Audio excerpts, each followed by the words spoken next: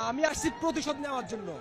আপনাদেরকে বলি 2020 সালে করোনার ঠিক কিছুদিন আগে মোদী সরকার বাংলাদেশে এসেছিল।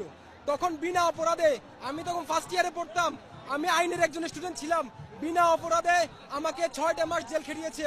আমি রমজানের প্রথম দিন থেকে শুরু করে কুরবানির ঈদ পর্যন্ত 2টা ঈদ আমি জেলে কাটিয়েছি। আমি জেলে থেকে ওয়াদা করেছিলাম, যদি স্বৈরাচারের পতন হয়, যদি হাসিনার পতন হয়, তার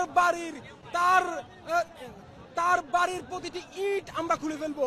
কিন্তু আমি জেলখানা থেকে যে ওয়াদাটা করে এসেছি সেটি পূরণ করতে পেরেছি।